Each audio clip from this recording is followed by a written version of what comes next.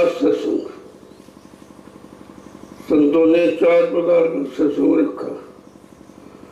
आम खास जो सीने बसीने, ये खास जो साधना करने की इच्छुक है, जिनको अपनी जीवात्मा का कल्याण करना, उन प्रेमियों के वास्ते ये वचन फरमाए जाते हैं।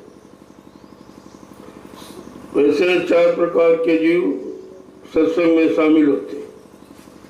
आरत अर्थार्थी, जिज्ञासु और ज्ञानी।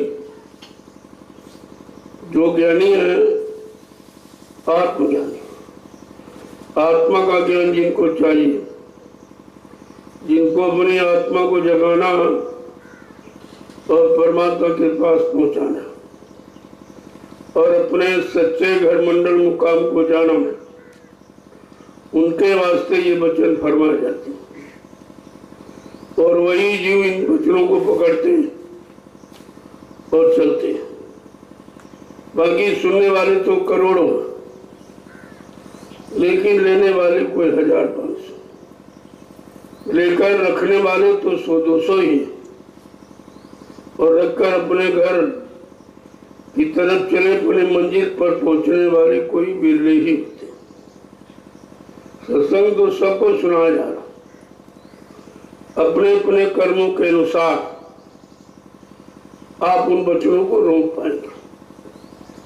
जैसे जिसके कर्म है और जैसा जिसका संस्कार, वो वैसे ही बच्चों को पकड़ता है।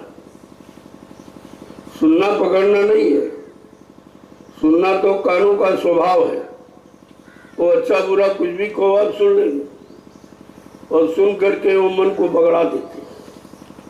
और मन चित्त को पकड़ाता तो चिंतन करता, और चित्त चिंतन करके बुद्धि को सप्लाई करता, और बाद में बुद्धि निश्चय करके लागू कर देती। ऐसा नहीं, बच्चों का बड़ा मंथन होता है। कानों का काम तो सुनो का, और सुन करके वो सप्लाई कर देते मन को, अपने बात नहीं रखते। तभी तो आप भूल जाते हो कानों का सुना, जो सुनते हो वो भूल जाते, लेकिन जो देखोगे वो नहीं भूलोगे, और फिर जो करोगे उसका अनुभव वो तो बिल्कुल नहीं भुलाया जाता। इसलिए संत मत करने का विषय, ये कथनी का, पढ़ने का, सुनने का, रटने का, सुनाने का, भाषण का, स्पीच का ये विषय नहीं है। संत मत करने का विषय, और उसकी करनी बिल्कुल अलग है। संसार की करनी अलग है और अध्यात्म की करनी अलग। मन बुद्धि चित्त की करनी अलग है और जीवात्मा की करनी सबसे अलग। इसलिए संतों ने जिन प्रेमियों के अंदर मालिक से मिलने की इच्छा है और अपनी जीवात्मा को घर पहुंचाना चाहते, काल माया के देश में रहकर उसकी व्यवस्था को समझ लिया कि यहाँ कुछ नहीं, केवल जन्म मरण के सिवा कुछ है। पैदा हो गए फिर मर गए, फिर पैदा हो गए फिर मर गए, ये सिलसिला बहुत पुराना। इस जन्म मरण से छुटकारा कैसे मिलेगा? कौन दिलाएगा? कौन सी वो युक्ति है, कौन सी वो भक्ति है, कौन सी वो शक्ति है जिसके द्वारा मुक्ति मिले, यानी इससे हम मुक्त हो जाए काल माया के देश से और अपने घर को पहुंचे। इसलिए ये खास सत्संग है प्रेमियों, ये सुनो और अपने अंदर उसको जगह दो। जब वचन तुम्हारे अंदर जगह बना लेंगे तो दूसरे को ठहरने नहीं देंगे। उन वचनों में इतनी कशिश है, इतना आकर्षण, मैग्नेटिक पावर है कि उसके आगे कोई टिक नहीं सकता। लेकिन जब वचनों को अंदर में जगह दो, तो पहले से तुम्हारा इतना मन भरा पड़ा हुआ जगह है ही नहीं, दुनिया भर का कूड़ा कचरा इकट्ठा किए बैठे, तो इसके इन वचनों के लिए जगह बनाओ, पहले स्थान बनाओ। तो धीरे धीरे धीरे धीरे अपनी एक कर्मों की दैनिक डायरी बनाओ, उसमें लिखो कि कितने हमारे अंदर यानी कमियां हैं, कितनी त्रुटियां हैं और कितनी अच्छाई। तो धीरे धीरे एक एक त्रुटि कमी को हर सत्संग में निकालते रहो कि एक सत्संग मिलेगा उसमें एक कमी निकालूंगा, एक अच्छाई को मतलब यानी धारण करो, तो धीरे धीरे तुम्हारे अंदर इतने कर्म विकार नहीं है जितने आपको सत्संग मिलते, तो यहाँ रोजी मिला आपको। तो अगर यही आपकी प्रवृत्ति आदत बन जाए कि हमको एक गंदा कर्म निकालना है और एक अच्छा अपने अंदर लाना, तो धीरे धीरे धीरे ये गंदगी निकल जाएगी और अच्छाई बढ़ जाएगी। ऐसे लोगों ने एक बार की किसी ने नहीं 18-18, 20-20 घंटे भजन पर बैठे, लेकिन मन नहीं रुका, 18 घंटे बेकार चले गए। अगर 1 मिनट में रुक जाए तो 18 घंटे बेकार। यहाँ समय की उपस्थिति नहीं मानी जाती, कारगर उपस्थिति मानी जाती। कि मान ली 1 घंटे आप बैठे, 1 घंटे में तुम्हारा मन कितना शांत रहा। चलो कुछ नहीं देखा, कुछ नहीं सुना, लेकिन जो पहले का भरा है वो निकला कि नहीं निकला, पहले उसको निकालो, तब तो भरोगे। जब जगह नहीं तो आप भरोगे, ये सुनने से नहीं भरेगा। जब जगह होगी तो अपने आप धीरे से वो स्थान ग्रहण कर ले। एक बार अगर बस गया फिर निकलेगा। ये वचन ऐसे हैं, अगर एक बार आपके अंदर समा गए तो दूसरे को ये जगह ही नहीं देती, फिर इसके सामने कोई टिक ही नहीं सकता। ऐसे वो वचन महापुरुषों ने ये सब कुछ बना के रखा कलयुग के जीवों के, कि इनको देना है और इनसे करवाना है, और धीरे धीरे इनको माध्यम बना के इनका काम इन्हीं को समझाना और इन्हीं से कराना, फिर इन्हीं को उसका लाभ देना। ये व्यवस्था है, तो व्यवस्था को आपको समझना चाहिए। अब व्यवस्था यहाँ की तो बिगड़ गई, जब तक ये नहीं ठीक होगी तब तक तुम्हारा मन नहीं ठीक होगा, क्योंकि मन व्यवस्था में रहा और बनी व्यवस्था चाहता है। वो बिगड़ी व्यवस्था में तो 1 मिनट नहीं रहना चाहिए। बिगड़ी व्यवस्था में या जहाँ पर कोई परेशानी तकलीफ, ये बिल्कुल पसंद नहीं करता, यही कमी है। और संत मत में ये सब धारण कराया जाता, सबको समझ लो, अच्छाई को समझ लो, बुराई को समझ लो, और धीरे धीरे अच्छाई बुराई दोनों को छोड़ दो। जब आप जान जाओगे अच्छाई बुराई दोनों फंसने के कारण, तो दोनों को हटाना, लेकिन पहले बुराइयां हटाओ और बाद में अच्छाई हट जाएगी। तो धीरे धीरे धीरे ऐसे ही आप पाक साफ निर्मल पवित्र हो जाए। और जब तक सफाई नहीं तब तक गंदगी में कोई बंदगी नहीं, कोई बंदगी गंदगी में स्वीकार नहीं होती। और जब गंदगी है तो जिंदगी खराब। अगर बंदगी करना है तो गंदगी हटाना है, अपनी जिंदगी को पाक साफ निर्मल पवित्र बनाना है, एक नए मोड़ की तरफ चलाना। जो मोड़ आपने काल माया के इशारे पर बनाया, ये मोड़ था फंसाने वाला। इसने तुमको मोड़ दिया और तोड़ भी दिया, अब तुम इधर से निकल ही नहीं सकते, इतने ज्यादा फंस गए। तो कहते हैं इसको मोड़ो और इसको विषयों से तोड़ो, बनानी अलग करो, तब ये कहीं नाम योग की साधना में जुड़ेगा। ऐसे जुड़ने वाला नहीं है, आप कुछ कर ही नहीं सकते बिना दया के। करने की बात सोचो तो ऋषि मुनियों ने क्या नहीं किया, कितना परिश्रम किया, लेकिन वो परिश्रम सब बेकार था, क्योंकि उन्होंने शरीर को माध्यम बना के शरीर को गलाया, खराब किया, कमजोर किया। और जब साधन कमजोर हो जाएगा तो करेगा, ये तो साधन है, साधना का साधन ये शरीर है। इसीलिए महापुरुषों ने कहा अरे भाई इसको साधो, साधो माने रोको या साधो माने पकड़ो, दो अर्थ है इसकी। अब क्या रोकना क्या पकड़ना है? कहा मन को रोकना है विषयों भोगों से, और शब्द को पकड़ना, जो ऊपर से शब्द आवाज तुम्हें घर पहुंचाने की आ रही उसको पकड़ो। ये आवाजें जो बाहर से आ रही ये सब बाहर में फंसाने वाली, जो सुनोगे उसी में फंस जाओगे, जो इन आंखों से देखोगे उसमें फंस जाओगे। क्योंकि ये आंख कान काल माया ने दो क्यों बनाए? अगर एक बनाता तो फिर कुछ नहीं होता। दो का मतलब दुविधा, दो का मतलब द्वंद्व यानी झगड़ा। जहाँ दो है वही झगड़ा, अकेला क्या लड़ेगा? अकेला कुछ नहीं। इसलिए भौतिक जगत में दुविधा, दो विधान, दो तरीके, एक अच्छा है एक बुरा है, एक पाप है एक पुण्य है, एक शुभ है एक अशुभ है, ये दो बनाए। इसलिए कि दो बनाऊंगा तो दोनों में फंसेगा, ये चाहेगा भाई दोनों करके देंगे, इसमें क्या है इसमें क्या है, यही करने में अनुभव करने में आप फंस गए। कभी अच्छा किया, कभी बुरा किया, कभी पाप किया, कभी पुण्य किया, कभी शुभ किया, कभी अशुभ किया। इसी पाप पुण्य कर्मों के जाल में हम आप करके फंसे। किसी ने फंसा नहीं, जबरदस्ती बनाया तो उसने व्यवस्था कर्मों के जाल फंसाने के लिए होता ही। उसने एक कर्मों का जाल बनाया और उसमें भोगों का दाना डाल दिया। अब भोगों के लालच में ये बेचारा फंस गया। वो ये नहीं समझता था ये जाल है काल ने, वो समझता था काल ने मेरे लिए व्यवस्था की। बस यही ना समझी तो फंसने का कारण बन, और सब यही समझते रहे और इसीलिए सब उसके करने में लग गए कि भाई मेरे लिए बनाया, जरा करके देखी। और जहाँ तुमने करना शुरू किया और उसी करने के कर्म में आप फंस गए। अब इतना फंस गए कि निकलना मुश्किल।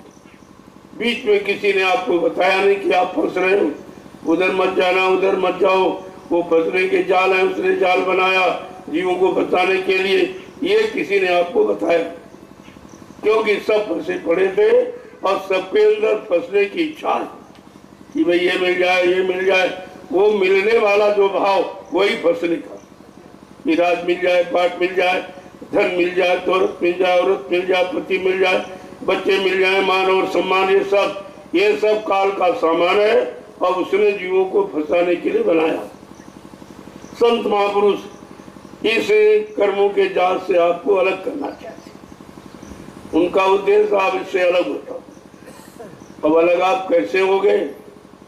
जब अलगाववादी नीति को सुनोगे कि कैसे लोग अलग हुए, कैसे उन्होंने साधना की, कैसे उन्होंने मालिक को पाया, जब उनके यानी इस राज रहस्य को समझोगे तो तुम्हारे अंदर एक इच्छा पैदा हो कि हमको भी करना चाहिए, हमको भी मानव जीवन मिला है, उसी तरह हम भी अपने मानव जीवन को 5 साल निर्मल पवित्र रखेंगे और अपने घर की तैयारी करेंगे।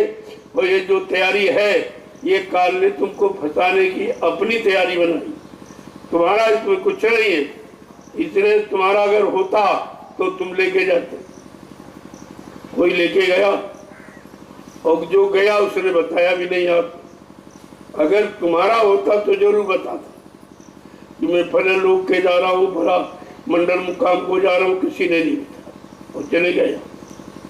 चल जाने के बाद बिल्कुल एकदम यानी उसको नफरत हो गई कि आपको कोई सूचना भी नहीं देता और तुम कहते हो हमारा था, हमारा था, हमारा था।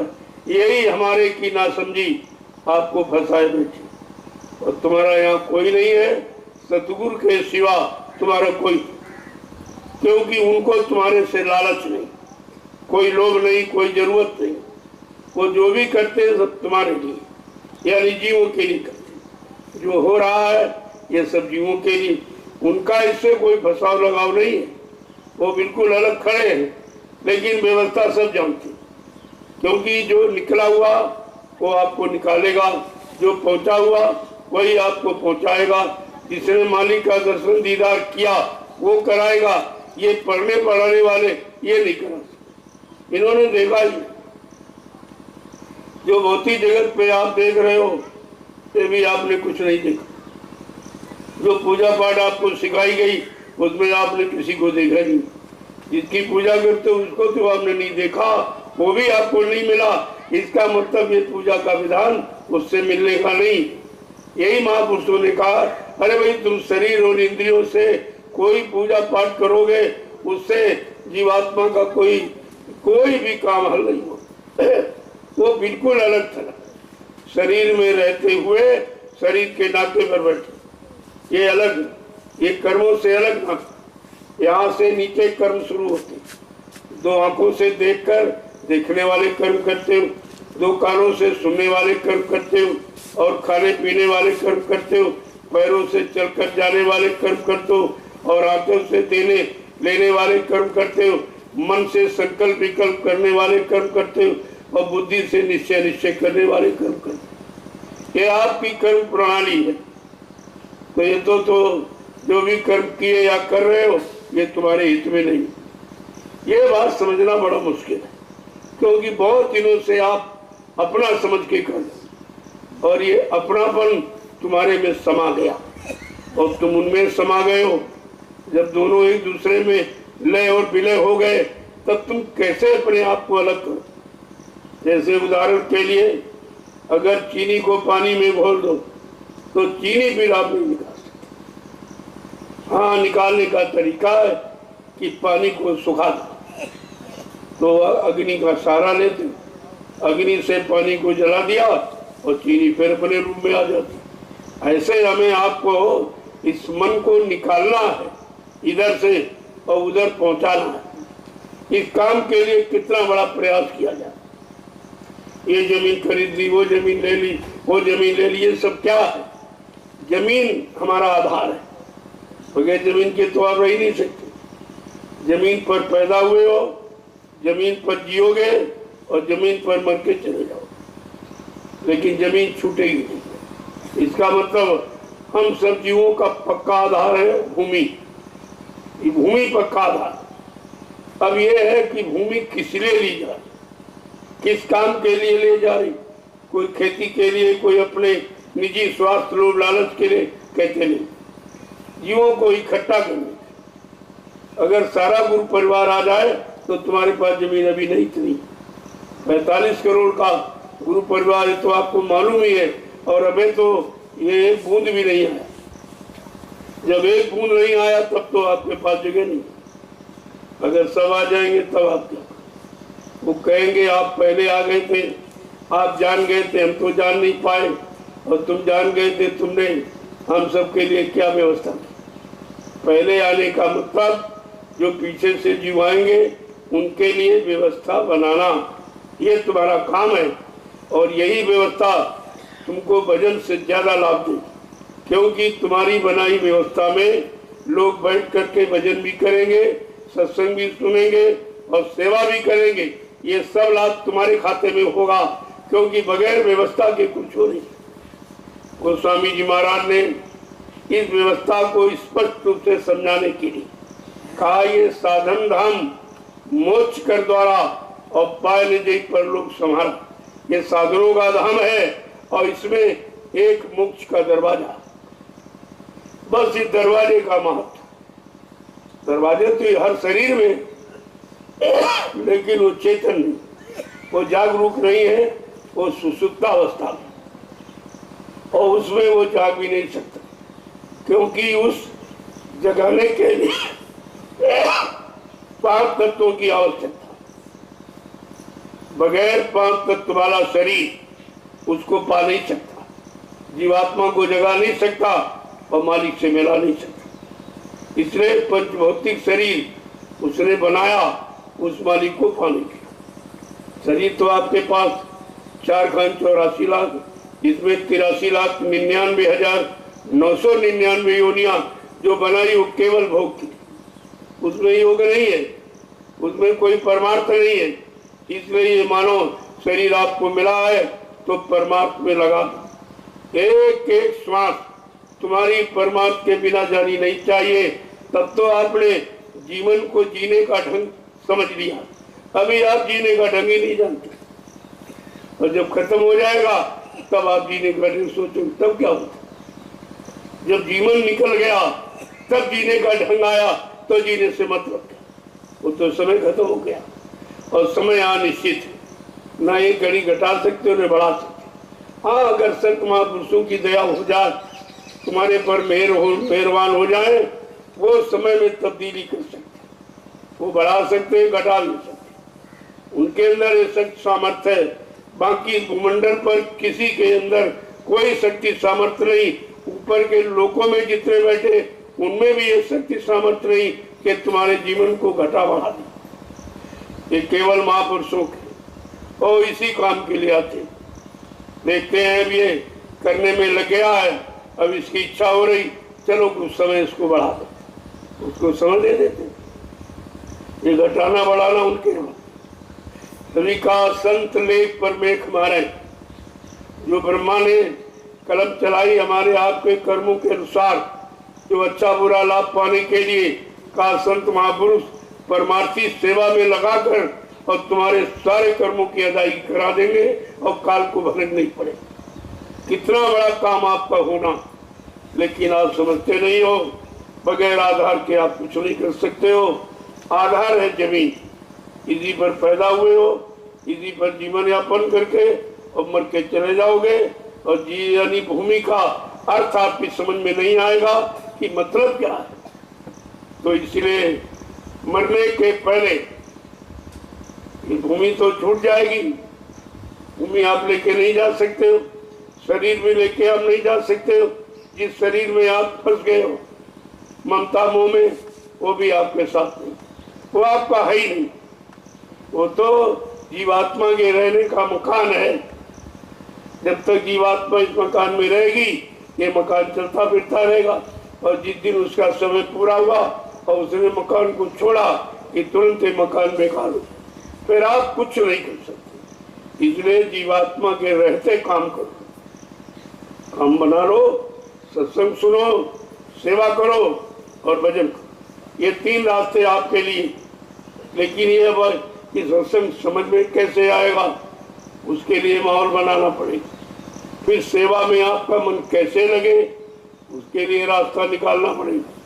फिर जब सेवा करके समझ लिया और उसमें अब इच्छा पैदा हुई, नहीं नहीं ये सब बेकार है, अब अपने घर की तरफ चलना, अब वो तैयारी करें जिससे हम घर पहुंचे और ये तैयारी यहाँ रहने वाली खत्म करें, तब वो भजन करें। इतना आसान नहीं जितना आप समझते। वैसे तो बहुत सरल, इससे सरल कोई उपाय नहीं, लेकिन समझ में आ जाता। जब तक समझ में नहीं आएगा बहुत कठिन। सुनने से आपका कोई रास्ता साफ नहीं। सुनाया तो इसलिए जा रहा कि आपके अंदर भाव पैदा हो। बिना सुने तो जिज्ञासा भाव पैदा ही नहीं होगी। अगर सुनकर जिज्ञासा और भाव पैदा नहीं, प्रेरणा नहीं हो रही, तो समझ लो अभी बच्चों का तुम्हारे मन पर कोई असर नहीं, कोई प्रभाव नहीं है। चिकने घड़े की तरह पानी डालो, एक बूंद भी नहीं है। पानी में रख दो और निकालो तो एक बूंद नहीं से मिलेगी। अगर इसी तरह का मन कि सत्संग में डुबो दिया और सत्संग में रख लिया और वचन एक भी नहीं पकड़ा, तो भी सत्संग में आने का मतलब क्या? ये शरीर की उपस्थिति नहीं मानी जाएगी, मन की उपस्थिति। शरीर से तो आप आगे बैठे हो, लेकिन मन बैठा कि नहीं बैठा? तुम यहाँ बैठे हो, मन निकल गया, तो तुम्हारे बैठने का मतलब बैठने की मजदूरी नहीं मिलेगी। मजदूरी है काम करने की, चाहे इधर समझ लो चाहे उधर समझ। भले आप 1 मिनट बैठो, लेकिन उसे एक मिनट में कहते कि हमारे सिवा और कोई याद नहीं आना चाहिए। तब तो आपने सुमिरन के भाव से समय दिया है। सुमिरन का मतलब है रूप को देखना, याद करना, नाम लेना, रूप को याद करना का ये सुमिरन हो। अब नाम को लिया और रूप को याद किए नहीं। नाम तुमने जवान से लिया नहीं, मन से कहो, मन तू भजे गुरु का नाम है। मन तू अब इस नाम को भज। जब तू नाम में लग जाएगा तो ये सारे काम वो बंद कर देगा। लेकिन पहले उसको नाम तो पकड़ाओ, और नाम आप पकड़ाते नहीं। जवान को पकड़ाया, जवान से उच्चारण किया और मन खाली बैठा। जब उसको कोई काम नहीं तो भग जाएगा, वो निकल जाएगा। इसलिए शैतान मन को काम दो। कौन सा काम? परमार्थी को। ये काम दोगे तो फंसेगा, इसमें लाभ मिलेगा, मान मिलेगा, सम्मान मिलेगा, सामान मिलेगा, तो इससे फंस जाएगा। और जो परमार्थी सेवा, उसमें आपका कोई स्वार्थ नहीं। इतनी मिट्टी आपने डाली, मिट्टी से कितना बड़ा काम आपका हुआ, आपको तो दिखाई नहीं दिया, लेकिन बहुत ज्यादा काम हुआ। ये मिट्टी नहीं है, एक दिन शरीर भी मिट्टी हो जाएगी।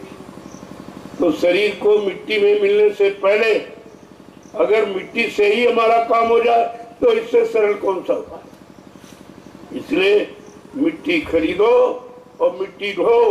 अपने सर पर जो कर्मों का तुमने यानी गट्ठर बांध के रखा, वो कोई उतारने वाला नहीं है। वो बगैर परमार्थी सेवा के उतर नहीं सकते। तब ये व्यवस्था आपके लिए बनाई, और ये व्यवस्था और कहीं नहीं। अन्यत्र आप कहीं चले जाओ पूरे विश्व में, लेकिन ये व्यवस्था कहीं नहीं। क्योंकि इस व्यवस्था के बारे में जानकारी। ये परमार्थ शब्द क्या है, परमार्थी डगर क्या? चलते तो आप रोज हो तमाम सड़कें तमाम रास्ते, लेकिन ये परमार्थी रास्ते नहीं है। ये सड़क तुम्हारे घर की तरफ नहीं जाती, ये तो संसार में चक्कर लगाने की। घूमते रहो चलते रहो, घूमते रहो चलते रहो, फंसते रहो फंसते रहो फंसते रहो। ये तो रास्ते इस संसार में फंसाने के लिए तुम्हारा रास्ता अलग है, वो है सूरत शब्द योग। उन्होंने बिल्कुल नाम ही अलग कर दिया। ये नाम योग, ये रूप योग और कर्म योग, ये स्वार्थ योग नहीं है, ये नाम योग है। अब नाम योग की साधना पहले समझो किसे कहते हैं। योग माने जोड़, कि मन को किससे जोड़ना? कहा शब्द से जोड़, शब्द ही लेकर मन जीवात्मा दोनों को यहाँ आई, शब्द लेके आया और काल माया ने देखा यही इसका आधार है और इसको छीन लो तो ये जा नहीं पाएगी। पर तुमको बताने के लिए उसने ये यानी मतलब छीन लिया। जब नाम डोर शब्द दूर छीन गई तब आप निराधार हो गए, कोई आधार नहीं रहा, न रहने का न जाने का न करने का। तो कितनी चालाकी उसने की। काल बड़ा बरियार शब्द प्रयोग किया गया, बहुत जबरदस्त। इसे किसी ने परास्त नहीं कर पाया। काल शक्तियां भी उसी के अधीन रही और इसके मुताबिक चलती रही करती रही और बाद में यही शरीर छोड़ भी चले गए। ये तो राज संतों को मालूम है। जब संत पधारे कलयुग में तब उन्होंने ये जीवात्मा को घर जाने का रास्ता उन्होंने बताया और कहा इसी मनुष्य मंदिर से होके रास्ता जाता। ये इधर उधर कहीं मंदिर अंदिर में कई तीर्थों मूर्तों में नहीं है, वो तुम्हारे अंदर से रास्ता जाता। और ये रास्ते पर कहाँ से शुरुआत होगा? कहते यहाँ से, त्रिपुटी धाम से, यहाँ से शुरू सहस्त्र कमल से उसकी शुरुआत होती है और कहाँ पहुंचेगा? अनामी धाम। ये उसका अंत है। ये शुरुआत है, वो अंत है और बीच में खड़बड़ है, बीच में सब फंसाने वाला मसाला है। इसलिए कहा तुमको सतगुरु की बहुत आवश्यकता। हर क्षण पल घड़ी अगर उनको आपने पकड़ा है और छूट गया तो फिर मामला खराब हो गया। इसलिए तुम्हारी पकड़ ढीली हो सकती, उनकी पकड़ ढीली नहीं। उनको अपने हाथ को पकड़ाओ, तुम मत पकड़ो। तुम माया की चकाचौंध में हाथ छोड़ सकते हो, लेकिन वो उनकी पकड़ बहुत ही मजबूत। सिंह गहन सतगुरु गहन, केला फरे एक बार, तिरिया तेल हमीर हट चढ़े न दूजी बार। ये दोबारा के लिए नहीं रहती, एक ही बार पकड़ लिया तो पकड़ लिया, फिर छोड़ने का प्रश्न वहां नहीं है। अब तुम जो जिसके उन्होंने जिसने पकड़ा, जिस काम को कराने के लिए और चलाने के लिए, वो काम आप नहीं करते। उसी बात तुम्हारी तरफ से दे रहे, उनके तरफ से कोई दे। सब बना के मसाला तैयार कर, कहा जिस दिन तुमको इसके काबिल देखूंगा सौंप दूंगा। कहा तुम्हारे लिए और तुमको दे के जाएंगे। अगर तुम लायक नहीं है तो लायक बनाने के लिए का उन्होंने 1000 वर्ष समय का समय निर्धारित किया कि 1000 वर्ष के लिए सत्ययुग लाऊंगा और उसमें सब एक सत्ययुग योगी सब विज्ञानी कर हर ध्यान करे, सब ध्यान करेंगे, सब भजन करेंगे, सब सुमिरन करेंगे, लेकिन अभी झूठ की व्यवस्था में आप नहीं करते। इसीलिए सत्ययुग लाने की बात कही। सत्ययुग लाऊंगा इसका मतलब यहाँ है नहीं और किसी के पास नहीं है और कोई दे भी नहीं सकता और दूसरा कोई ला भी नहीं सकता। ये दोनों चीजें आपको समझनी चाहिए कि कितना बड़ा काम आपके हित का होना। तो आप अपने हित की बात नहीं समझते। लिखा ये गया हित अनित पशु पक्षी जाना, मानो तन गुण ज्ञान निधाना, कि पशु पक्षी भी अपना हित जानते जबकि वो पूर्ण तत्व के नहीं। कोई एक तत्व का, कोई दो तत्व का, कोई तीन, कोई चार का। और मानव शरीर तो पांचों तत्वों से परिपूर्ण और फिर भी नहीं समझ पाए और नहीं कर पाए, तो इससे अच्छा समय कोई मिलेगा नहीं, और इससे बड़ा जीव का कोई दुर्भाग्य नहीं। ये दोनों चीजें आपको समझनी, इसलिए उतना बताया जा रहा जितना आप समझ, उतना कराया जा रहा जितना आप कर सकते। खेल तो 1 मिनट का भी नहीं, जैसे लगातार लगातार फिर लगातार, देखिए क्या अर्थ निकला, वही शब्द है लेकिन हर यानी मोड़ पर उसका अर्थ अलग। लगातार, अगर तार लग गया और लगातार सही लगा है तो लगातार, फिर वो लगातार ही करंट आती जाती रहेगी, आपको होश दिलाने वाली, जगाने वाली, वो ज्ञान आपको के पास हमेशा आता जाता है। तो बड़ी विचित्र व्यवस्था, समझ लो तो बहुत सरल, संत मत जैसा कोई सरल रास्ता ही, लेकिन आपके समझने पर है और नहीं समझे तो बहुत कठिन, बहुत कठिन। जब ऋषि मुनि नहीं कर पाए, योगी योगेश्वर नहीं कर पाए, और तारी शक्तियां नहीं कर पाई, ज्ञानी विज्ञानी नहीं कर पाए, तो फिर तुम तो इनमें कुछ भी नहीं हो, तुम्हारे अंदर कोई भी ये गुण नहीं है, फिर तुम कैसे कर पाओ? कहा तुमको कराने वाला मिला। इसलिए कलयुग समन्यान युग, जो नर कर विश्वास, कलयुग के समान दूसरा सरल युग आत्मा के जगाने का ही है। लेकिन कर विश्वास, अगर कराने पाने पर आपको विश्वास, पूर्ण विश्वास हो, जब विश्वास हो जाता है तभी आत्मसमर्पण किया, बिना विश्वास के आत्मसमर्पण भी नहीं होता। और आत्मसमर्पण कर दिया फिर तुमको कुछ नहीं करना, फिर जिसको आपने किया उसकी जिम्मेदारी है, वो ले जाएगी, कहीं नहीं ले जाएगा, कब ले जाएगा, कहीं दूसरी बार, तीसरी बार, चौथी बार, पांचवी बार, किस खेत में आपको पहुंचाएगा, फिर तो उसकी मौत पर नहीं पड़े। लेकिन वो नहीं, तो आप सोचते भी नहीं, अपनी बुद्धि लगाते रहते, तुम्हारा मन तुम्हें आत्म समर्पित करने नहीं देता, वो खुद ही आत्म करवाता कि हमको आप समर्पण कर दो, ये काल अपना सामान सब हमको दे दे, रात दे, पाठ दे, धन दे, दौलत दे, औरत दे, पति दे, बच्चे दे, ये सब मतलब यानी इसी के तो कामना करता, और ये आपके लिए बहुत खतरनाक। इसी से आपको हटना है और कहीं से। कोई घर गृहस्थी परिवार छोड़ के भगना नहीं, हटना। हटने और भगने में अंतर है, यहाँ भगना नहीं है, हटना। हट करके अपनी व्यवस्था को समझना कि हम फंसे थे तब हमारी व्यवस्था क्या थी, अब थोड़ा सा हटे, अलग हुए तो व्यवस्था क्या, तो दोनों आपकी समझ में आ जाए, तो ये ज्ञान आपका पक्का हो जाए, छोड़ने वाला और निकलने वाला दोनों ज्ञान आपको हो जाए, तब आप नहीं फंसोगे दोबारा। नहीं फिर तुम फंस सकते हो, अगर निकलने का रास्ता न मिला और उस रास्ते पर विश्वास न हुआ और आत्मसमर्पित भाव से, तो तुम फिर जा सकते और चले गए। देखो 45 करोड़ों को जगाया गया और सब भगे, सब भगे, कोई नहीं किया।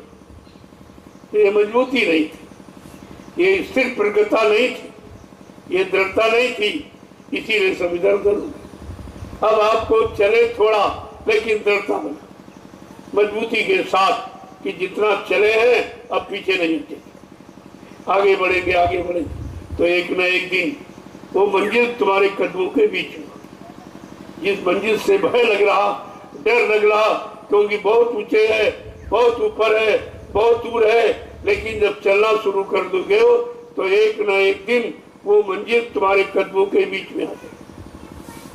फिर आपको कोई चिंता चिंता, लेकिन चलना भी तुम खिसक नहीं रहे, जगह ही नहीं छोड़ रहे हो, बार बार वहीं से लुढ़क जाते, वही चले जाते, वही चले जाते हो, यहाँ निकाला जाता, और जितनी देर सुनते हो उतनी देर से इसके बाद फिर बोल जाते, फिर उसी में चले जाते। तो तुमको अपनी मजबूती बनाओ, दूसरे की मजबूती से तुम्हारा काम नहीं, तुम्हें अपनी मजबूती बनाना, अपने मन को स्थिर प्रज्ञ बनाना है और दृढ़ता इसमें पैदा करनी है कि मानी मतलब जब समझ लिया तब फिर उधर नहीं। तो ये उधर चले गए, ये समझना नहीं था, केवल सुनना मात्र था। जिसे समझ लोगे तो फिर तो पक्का विश्वास होता है। इसीलिए सत्संग का नाम दूसरा समझौती, ये समझाने के लिए कहा जाता। ये भाषण की प्रवचन ये गाना बजाना मनोरंजन से करोड़ों को दूर है ये सत्संग, और ये कभी रहा नहीं। 3 दिन युग निकल गए, सत्संग नहीं मिला, क्योंकि सत्संग वो संतों का विषय है, वो संतों के वचन है, संतों का कर्तव्य है।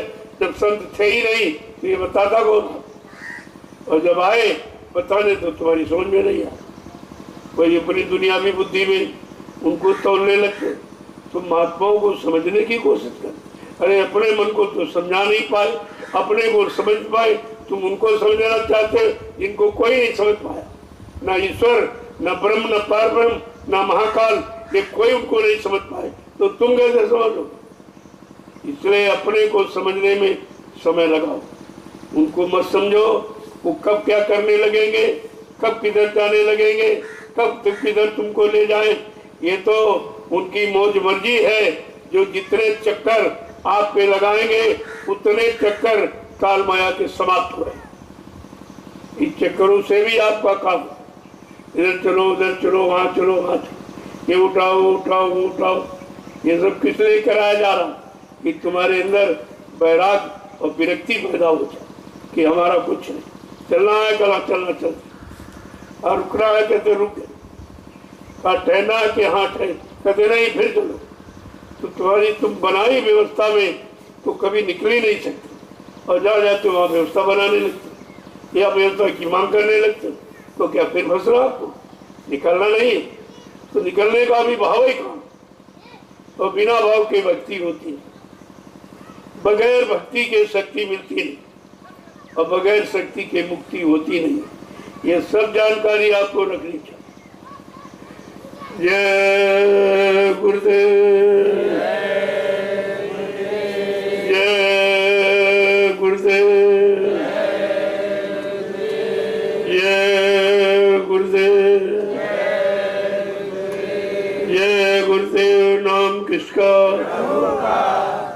जय गुरुदेव। नाम किसका? जय गुरुदेव। नाम किसका? प्रभु का प्यारा नाम। आज ये प्रातःकालीन दयाल बाग में लघु सत्संग में सम्मिलित होने वाले समस्त प्रेमीजनों, बहुत बड़ा सौभाग्य जीव का जगता।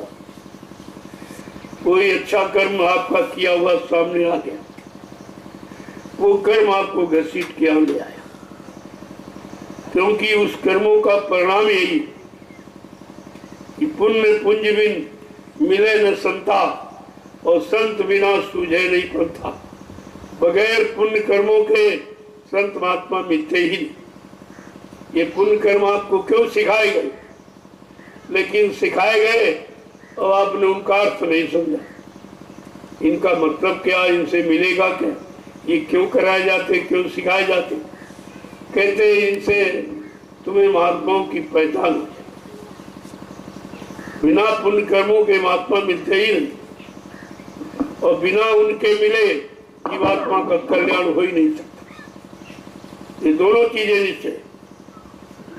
तो कहा कि वो मिल तो गए, लेकिन तुम नहीं उनसे मिले। वो तो तुमसे मिलने के लिए आए, तुमने बुलाया नहीं था, ना तुमने कोई डिमांड मांग की थी। वो अपनी इच्छा से आए। वो किसी के बुलाने में, किसी के पठाने में नहीं, अपनी इच्छा से। और किसके लिए आए? जीवात्मा का काम करने का, जिनका काम किसी ने नहीं किया।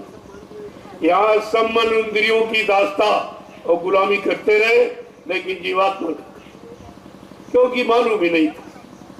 जीवात्मा के विषय में तो जानकारी नहीं थी।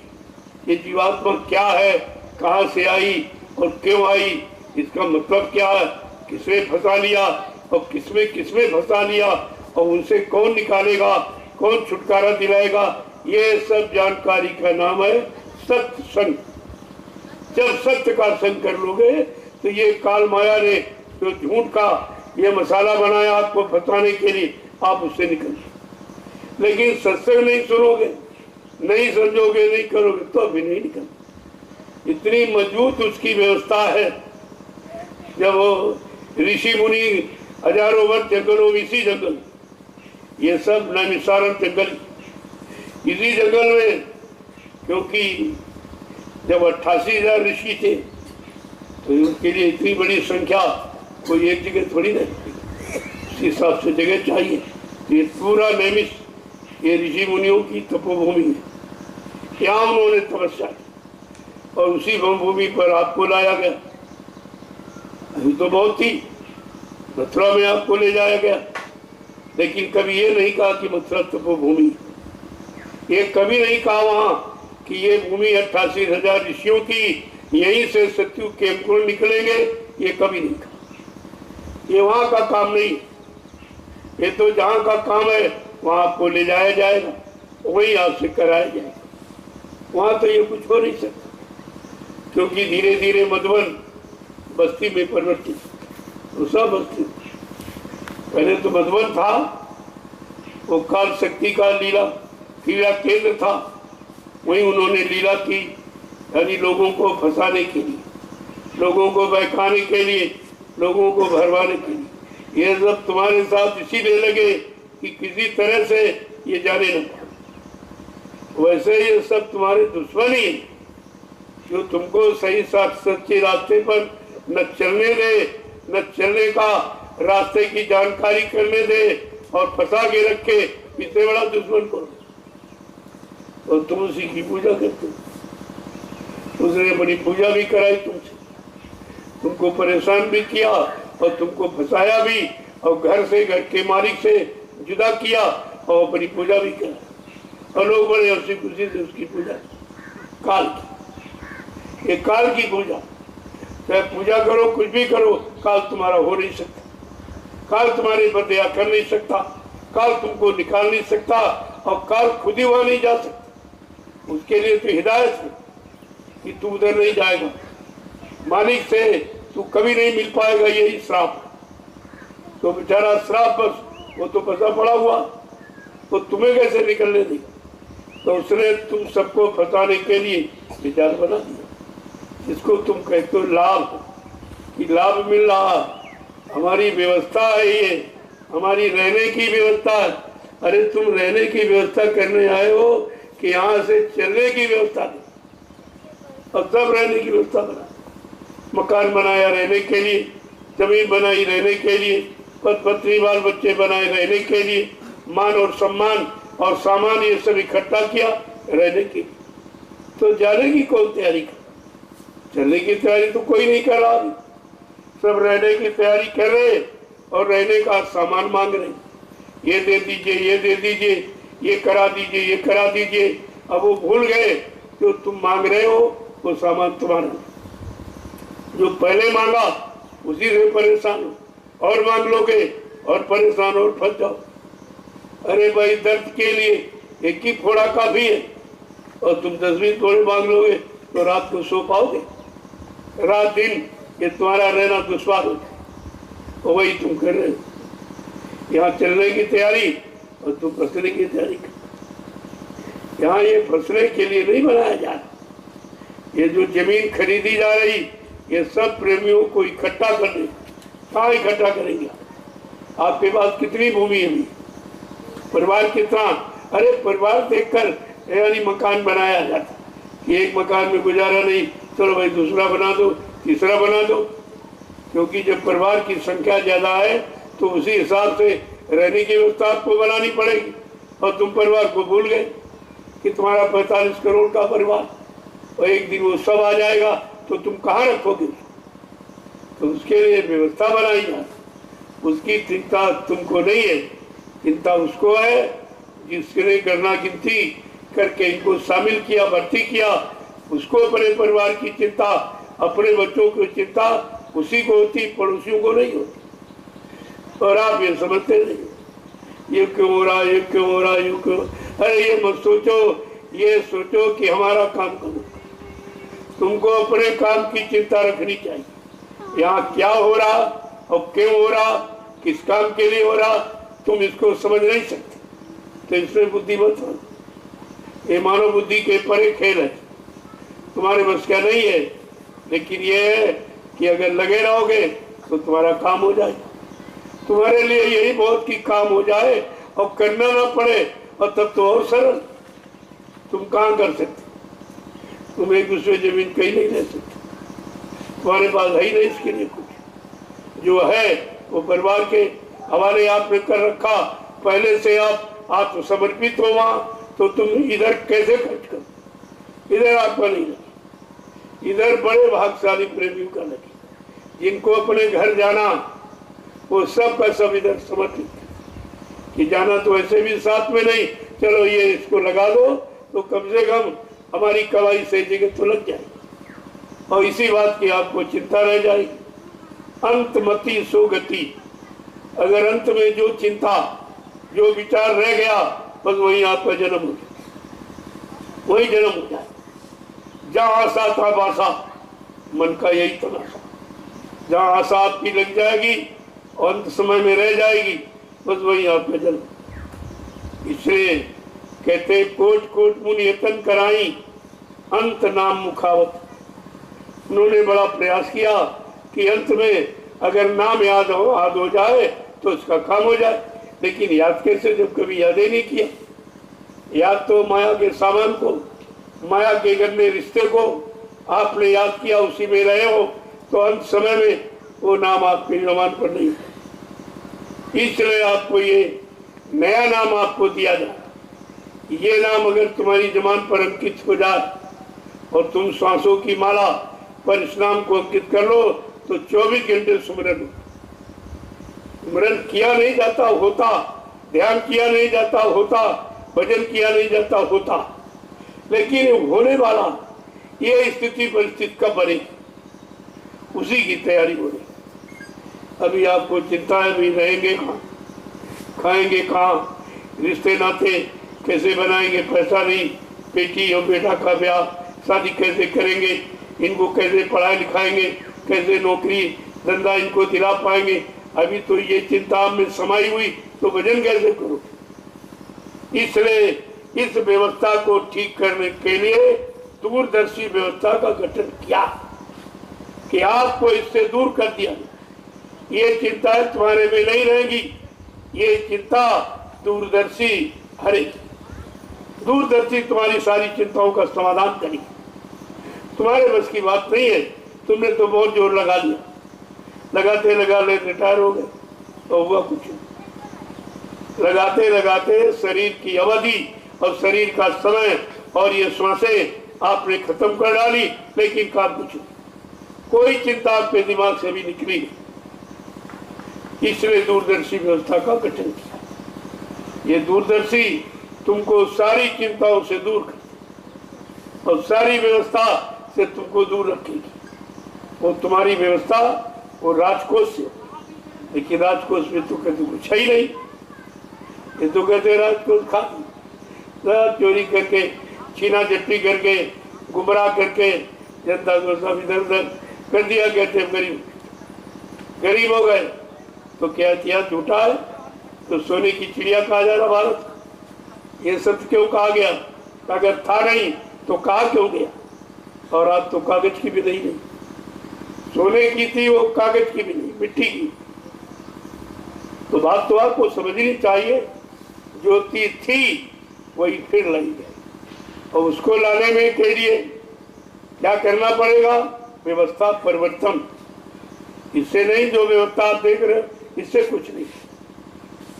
ये व्यवस्था उस काम को करने की नहीं है, ये व्यवस्था इनकी निजी स्वार्थ, निजी मान सम्मान, निजी अपना पद, इसके अलावा कुछ तो व्यवस्था ही अलग। जिससे परिवर्तन होगा, बदलाव होगा, तब्दीली किया जाएगा, वो तो चीज अलग। वो भी आपके सामने कहा केवल एक शब्द उच्चारण किया गया, दूरदर्शी। जो दूर तक देख रही है, दूर तक समझ रही है, दूर तक सोच विचार रही, और सब यानी दुखों को दूर करने की जिसके पास व्यवस्था है उसको कहते हैं दूरदर्शी। अभी दूरदर्शी का अर्थ ही लोग, क्योंकि यह आध्यात्मिक, ये भौतिक नहीं है। 4 आने व्यवस्था है और 12 आने अध्यात्म। अभी लोग न 4 आने समझे न 12 आने, क्योंकि इससे दूरदर्शी से दूर खड़े, आज तक उसका प्रचार नहीं करा रहे। जबकि सही स्थिति में अगर देखा जाए तो दूरदर्शी भारत की राष्ट्रीय पार्टी, राष्ट्रीय संगठन केवल दूरदर्शी और किसको, इतना मेंबर लिखित में किसी का, और 5-6 प्रांतों से मान्यता प्राप्त। ऐसा नहीं है, व्यवस्था बना के रखी नहीं। 6 प्रांतों से मान्यता प्राप्त ये दूरदर्शी संगठन जो आपके लिए महात्माओं ने तैयार किया, इससे देश में सुख शांति आएगी, एकदम सतयुग जैसा माहौल वातावरण बन जाएगा। लेकिन अभी तो ये सब डर रहे, प्रचार ही नहीं, कोई नहीं बता रहा कि राष्ट्रीय पार्टी कौन है, राष्ट्रीय संगठन कौन है।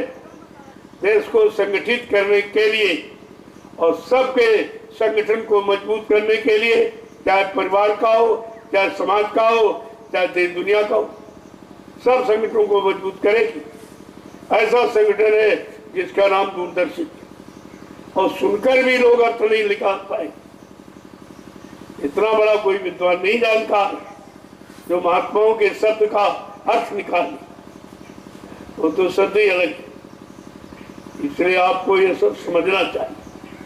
समझ लोगे जल्दी काम आसान हो जाएगा, नहीं समझोगे तो कुछ नहीं मिलेगा, आपका भी आना जाना बेकार हो जाएगा।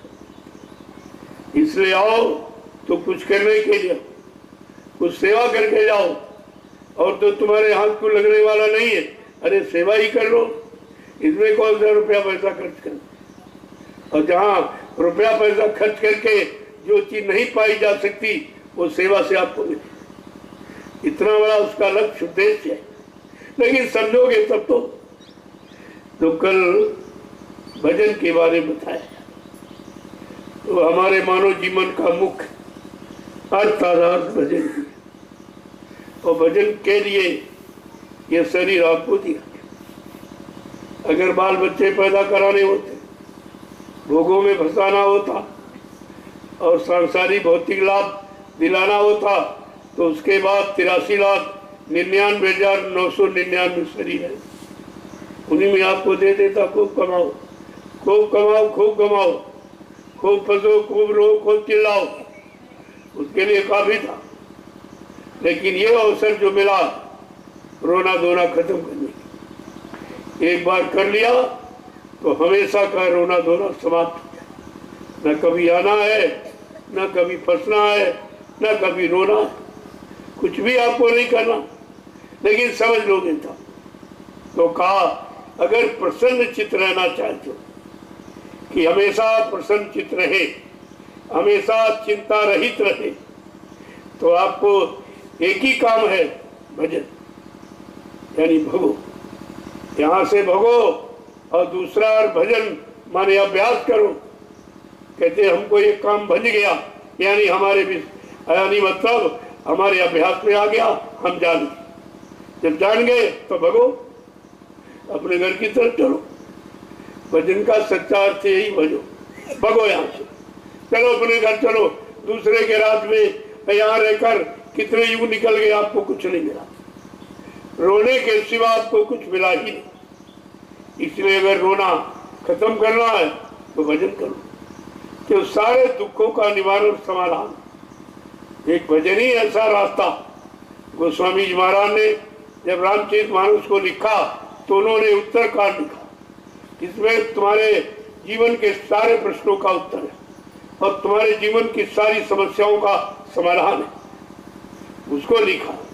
और उसमें कहा कि मानव जीवन का लक्ष्य उद्देश्य क्या, आपत्ति मुसीबत दुखों से बचाने का उपाय क्या है, कि ऐसे बिन हरि भजन खगेसा और मिट्टी है न जीवन के कलेसा। कहा जिंदगी में आने वाले जितने भी कष्ट, एक की बात नहीं, जितने भी कष्ट दुख तकलीफ है वो सब भजन से चले। और आप वो करते नहीं, आप तो किसी और को भज रहे हो, वो काल को भज रहे हो, काल के सामान पाने को भज रहे हो, उसी में जुटे पड़े हो। ये नहीं देखा जो लोग उसमें फंसे कितने सुखी। अरे दूसरों को देख के समझ जाओ वो कितने सुखी, सब रो दो, सब रो रहे, सब चिल्ला रहे, और उसी काम में आपको, यहाँ तक तुम्हारे माँ बाप भी उसी में फंसाएंगे। कहते हमारा कर्तव्य, यानी उनका यही कर्तव्य है कि बच्चे को आप मतलब यानी जो तुम रो रहे हो उसे रोने में फंसा दो, उसको कर्तव्य समझ। उनको बेचारों को खुद ही नहीं मालूम कि मानव जीवन का कर्तव्य क्या है, मानव सच्चा कर्म क्या, मानव सच्चा धर्म क्या, मानव सच्चा कर्तव्य क्या, मानव सच्ची नीति क्या है, ये तो जानकारी है ही नहीं। तो जरा दो बच्चों सुन लीजिए कि भजन का महत्व क्या है। भजन से बढ़कर कोई लाभ ही नहीं, भजन से बढ़कर कोई शांति नहीं। अगर जीवन में शांति चाहते हो, सुख चाहते हो, हमेशा प्रसन्नचित्त रहना चाहते हो तो भजन करो, कोई काम इसके अलावा नहीं। तो कल आपको बताया था, कुछ रह गया था, जरा उसको सुन लीजिए तो तुम्हारी समझ में सब आ जाए कि अगर मगन यानी प्रसन्न चित्त, सुखी और शांति में जीवन यापन करना चाहती हो कि भजन कर मगन रहो मन में, भजन कर मगन रहो मन में, भजन कर मगन रहो मन में, भजन कर मगन रहो मन में। तन मन और बुद्धि चित्त से जो भी किया तो उसमें तो दुखी हो, उसमें रो रहे हो, उसमें शांति, तरह तरह की तकलीफें उठा रहे। तो कहते अगर सच्चा आनंद, सच्चा सुख और सच्ची प्रसन्नता चाहते हो तो भजन करो, इसके अलावा दूसरा कोई साधन नहीं। अब आगे समझा के कह रहे हैं कि दुख तकलीफ क्यों मिल रही, उसका कारण क्या है। तो क्या कह रहे हैं कि जो जो चोर भजन के प्राणी, जो जो चोर भजन के प्राणी, सो सो दुख सहे, सो सो दुख सहे, भजन कर मगन रहो मन में, भजन कर मगन रहो मन में। कहा जो भजन में चोरी करते यानी करते नहीं, छिपा, कहते कि जो जो भजन के चोर है, भजन नहीं करते, करना नहीं चाहते, वही दुखी, वही परेशान है, वही बीमारियों में फंसे, तरह तरह के दुख तकलीफों में, लड़ाई झगड़ों में, दैवी प्रकोपों में, दुर्घटनाओं में, अकाल मौतों में वही फंसे पड़े। भजन इतने से आपको निकाल देगा, इन सब से दूर कर देगा। उनको कितना अच्छा, और करना कुछ नहीं, कोई तैयारी भी उसके लिए नहीं करी। पूजा पाठ के लिए तो बहुत खर्चा करना पड़ेगा, मंदिर बनाओ, मूर्ति खरीद के ले आओ, फिर पेड़े बताते ले आओ, फिर अगरबत्ती लगाओ, सब खर्चा ही खर्चा, और मिलना कुछ नहीं। खर्चा बहुत, मिलना कुछ नहीं। और भजन में खर्चा कुछ नहीं है, सब मिलना ही मिलना। जब से शुरू कर दोगे तभी से मिलना शुरू हो जाए, यानी उसी समय से तुम्हारे कर्म कटने लगे। ये शुरुआत यही से, ये तो आपसे नहीं कहा गया कि दिखाई सुनाई नहीं दे तो मत करो। अरे दिखाई सुनाई देगा तो कर क्या दोगे, उससे तो यहाँ कोई काम बनेगा नहीं। वो देखना सुनना उधर का इधर है ही नहीं, तो इसकी चिंता क्यों करते। दिखाई नहीं दे रहा, सुनाई नहीं दे रहा, बन नहीं रहा, क्या इसके पहले कभी बना था? क्या इसके पहले कभी तुम देखते सुनते? ये तो काम तुमने कभी किए नहीं। एक नया काम, और कितने युग बीत गए और किसी ने बताया नहीं, और किसी ने किया नहीं, और करने का लाभ किसी को मिला नहीं। तो तुम्हें इतनी जल्दी कहाँ से मिल जाए? जो काम कभी नहीं किया उसकी तो आदत ही नहीं, और तभी आप टिके नहीं पा रहे। अरे पहले बैठने की आदत बनाओ, फिर मन को रोकने की आदत बनाओ, फिर उसको नाम पकड़ाने की आदत बनाओ, फिर नाम का स्मरण करने की आदत बनाओ। धीरे धीरे यही मन तुम्हारा सहयोग करना। तुम एक बार की बोझा लादना चाहते तो बैठ जाएगा या भाग जाएगा। ये बोझा उसके बस का नहीं है, क्योंकि उसमें बड़ा बैराग है, बड़ा त्याग है। हर चीज से मन को हटाना पड़ेगा, मन को मारना पड़ेगा। खाने का, पीने का, रहने का, देखने का, सुनने का, ये सब खत्म करना। इधर से उधर जाने के लिए इधर की सारी व्यवस्था आपको समझ करके छोड़नी, तब कहीं कुछ होगा, ऐसे नहीं कुछ होना।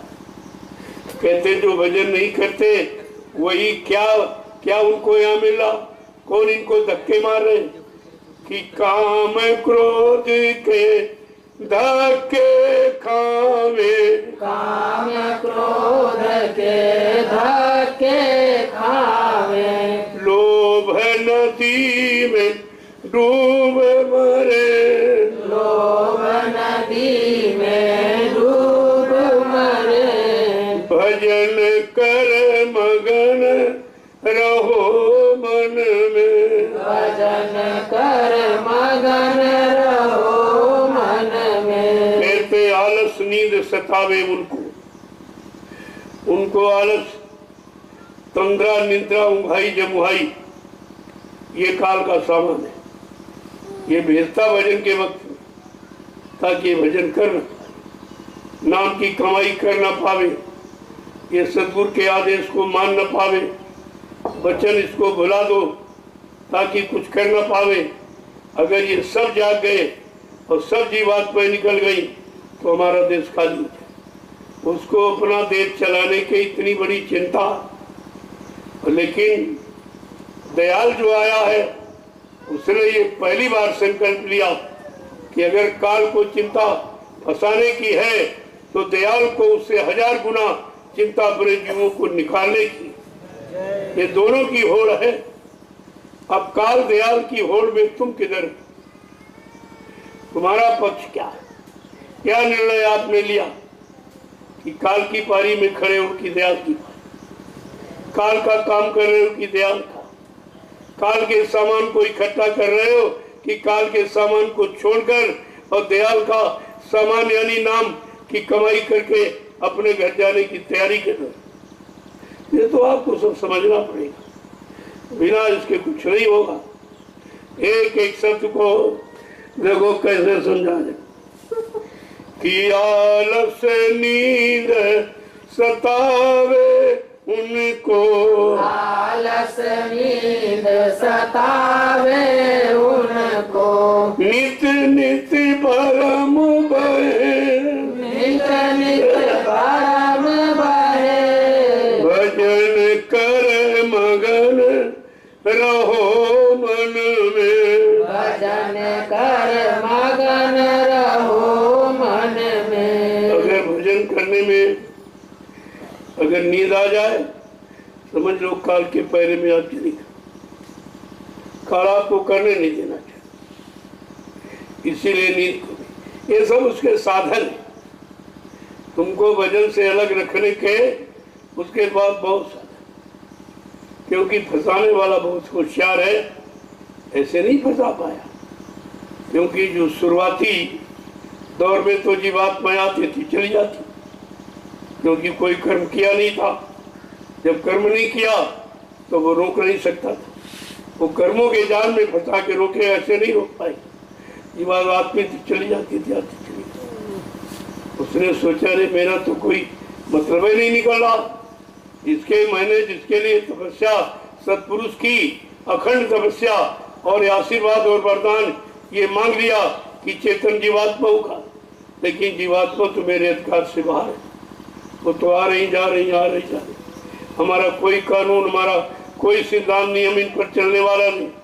तो फट से उसने कहा कि ऐसे नहीं काम बनेगा, कहा इनको फंसाने के लिए कोई न कोई तो चाल चलनी ही पड़ी। तो फट से उसने कर्मों का जाल बनाया, पहले नहीं था, उसने ये जाल बनाया और कर्मों के जाल में सबको फंसा। वैसे तो फंसने वाली नहीं थी, जब कर्मों का जाल बनाया तो इसने सोचा कि भाई बनाया जरा इसको करके देखा जाए, किसने बनाया, क्यों बनाया, बस इसी में तो फंस गई।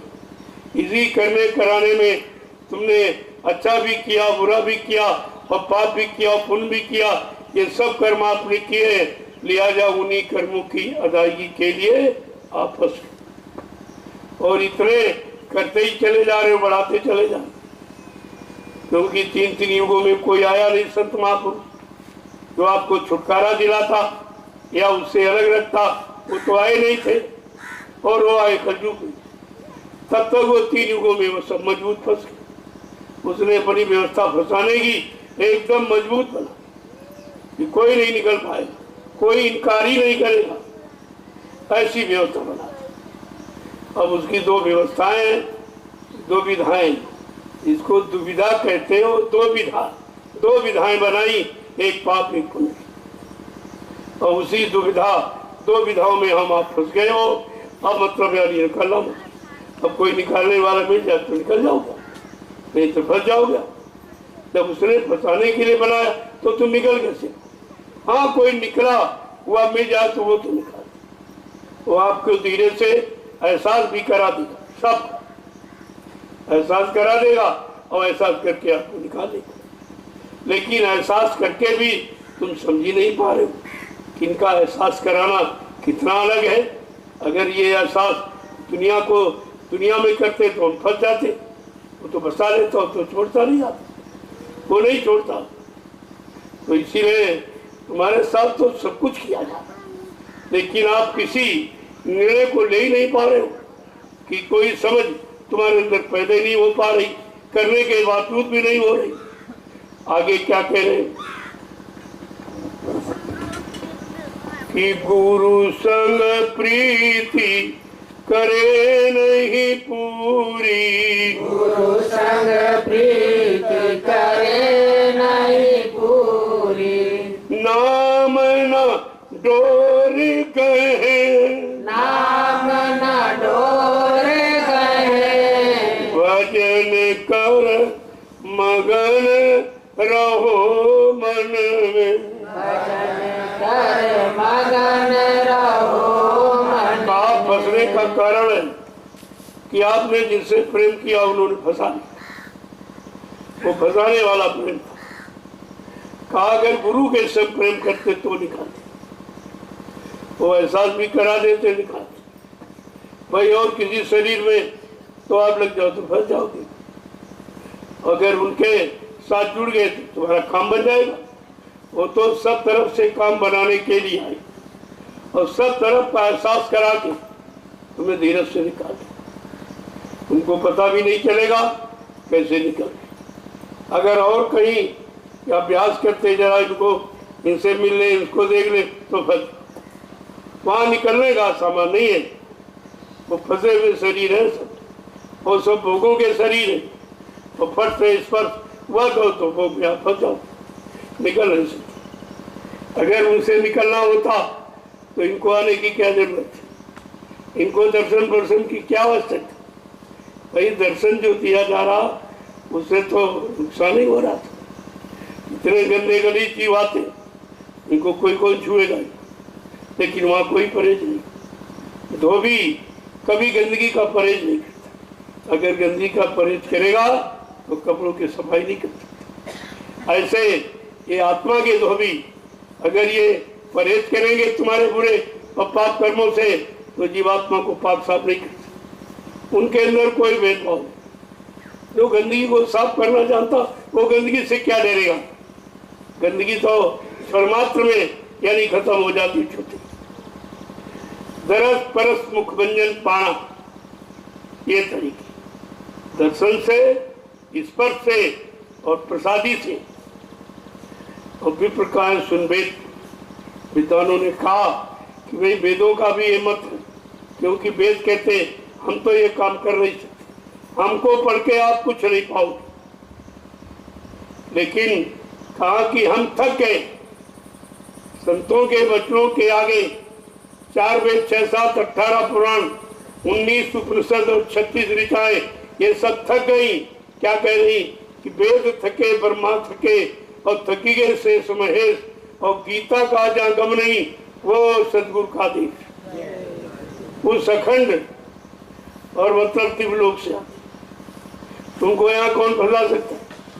उन्हें यहाँ कौन रोक सकता? ना कोई सामान, ना कोई मान, ना कोई अधिकार, कोई इससे बहुत दूर खड़े और तुमको भी निकालना चाहते, लेकिन तुमको अगर ये दे दे तो बच जाओगे तुम।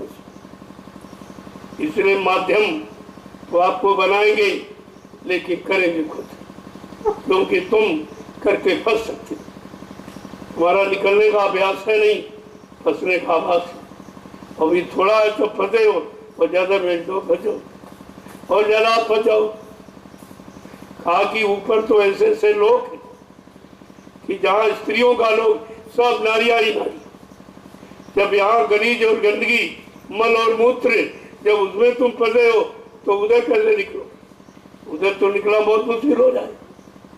इसलिए अभ्यास करा के धीरे धीरे धीरे हर लोगों, हर मंडल की सैर करा के, अनुभव करा के आपको तुम्हारे घर पहुंचाएंगे, ताकि आप किसी लोक में दोबारा आने की कोशिश करो। आने की कभी तुम हट न करो कि नहीं हम नीचे जाएंगे देख के आ जाएंगे। अरे तुम जाओगे तो देख के आ नहीं पाओगे, बस तुम्हारा आना बड़ा मुश्किल हो जाए। जैसे तुमको इधर से लगाव खत्म हुआ, उनके शरीर का स्पर्श खत्म हुआ तो फौरन तुम फंस जाओगे। वो तो फंसाने वाले तैयार बैठे, कब आओ कब फंसा रहे, कब आओ कब फंसा। आगे क्या कह रहे कि तृष्णा अग्नि जले निशिवासर,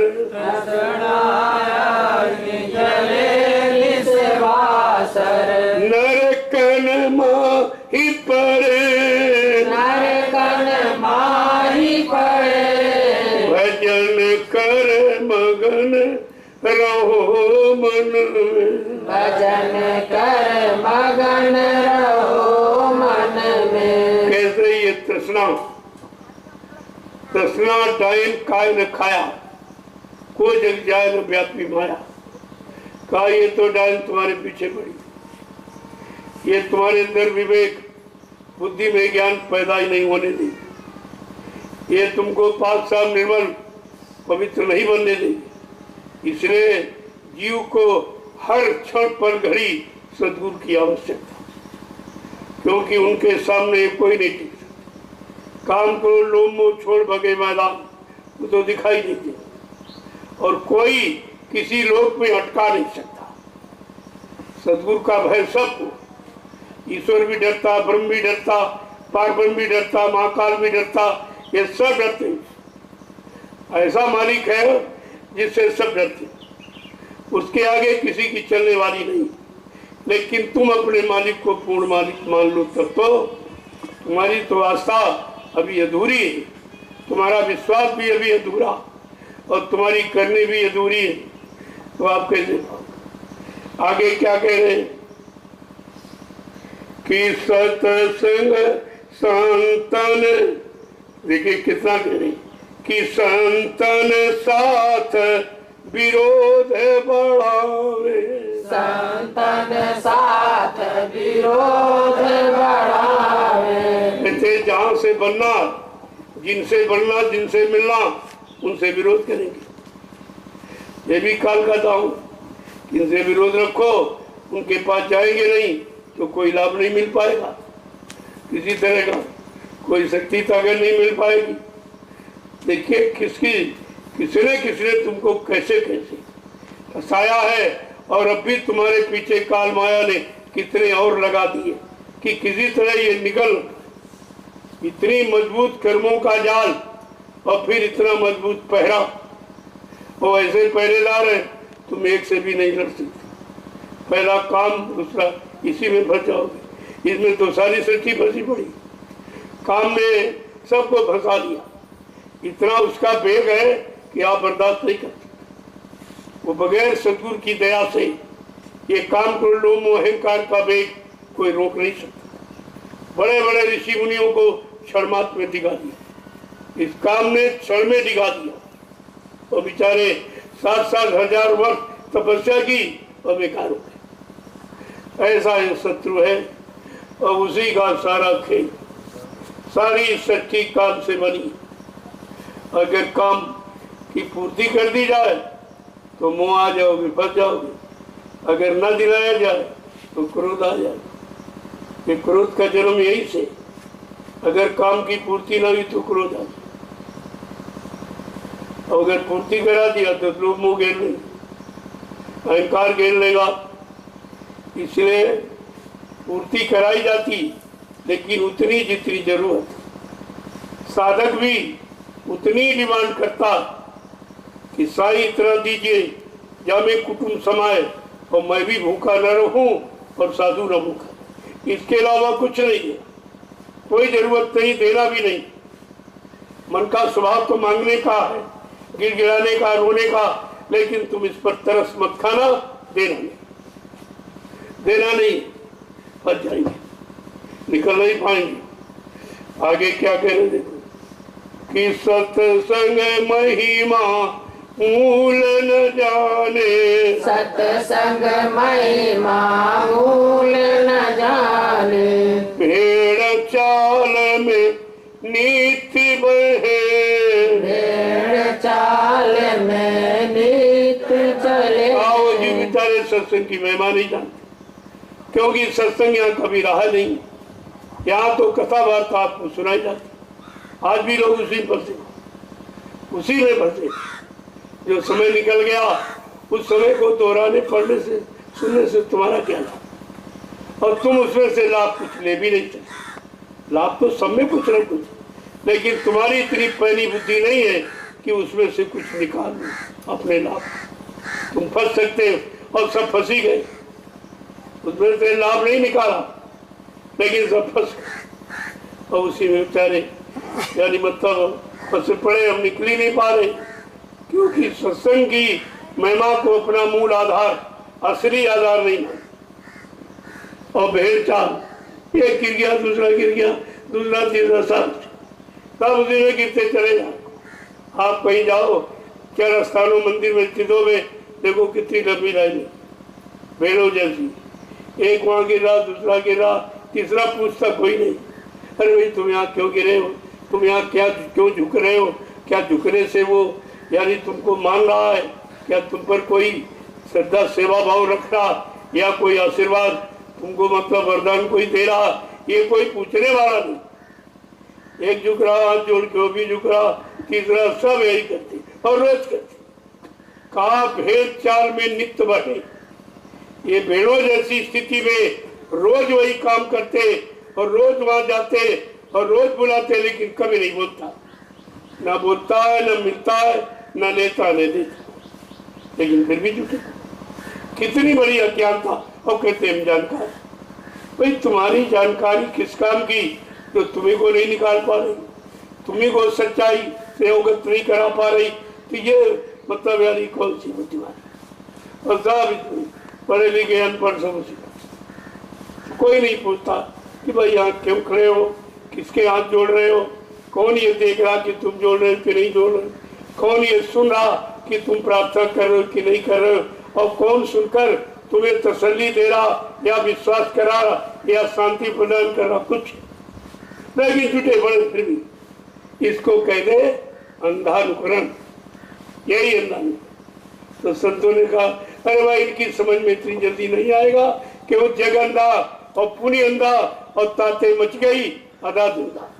यहाँ तो आधा धुंध मची, कोई सुनने वाला समझने वाला है। आगे क्या कह रहे हैं कि धन और मान भोग रस चाहे, धन और मान भोग रस चाहे, धन और मान भोग रस चाहे, धन और मान भोग रस चाहे। देखिए कैसे कैसे इच्छा तो धन की और भोगों की, और उसकी चाट लग गई। जैसे एक बार सिंगी ऋषि ने शहद चाट लिया तो फंस गए, और ऐसा फंस गए कि 60,000 वर्ष की तपस्या भूल गए।